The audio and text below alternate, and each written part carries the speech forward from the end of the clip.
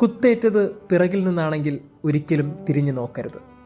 കാരണം ഒരുപക്ഷെ കുത്തിയതിനേക്കാൾ വേദന അതാര് കുത്തിയെന്ന് അറിയുമ്പോഴായിരിക്കും. യേശുവിനെ പത്രോസ് 3 പ്രാവശ്യമാണ് അറിയില്ല എന്ന് ഉറപ്പിച്ച് പറഞ്ഞത്. പക്ഷെ അങ്ങനെ ആകാൻ വഴിയില്ലല്ലോ. അതിനു മുമ്പ് അയാൾ പറഞ്ഞ മറ്റൊരു വാക്കുണ്ടല്ലോ, ആര് നിന്നെ തള്ളിപ്പറഞ്ഞാലും ഞാൻ നിന്നെ തള്ളിപ്പറയില്ല. ഒരു കോഴി കൂവുന്നതിന് മുമ്പ് അയാളുടെ നിസ്സഹായ അവസ്ഥയിലേക്ക് എത്തുകയാണ്. പ്രിയമുള്ളവരെ, ചില ഉറപ്പൊക്കെ വാക്കിൻ്റെ ഉറപ്പാണ്. അത് പ്രാണനോളം വലുതാണെന്നൊക്കെ തോന്നിപ്പോവും. ചിലപ്പോൾ ആ പ്രാണനോളം വലുതായ വാക്കിന് ഒരു കോഴി കൂവുന്നതിൻ്റെ സമയത്തിന് മുമ്പ് അത് നിർഫലമായി പോവും. എങ്കിലും സാരമില്ല, മനുഷ്യർ അങ്ങനെയൊക്കെയാണ്.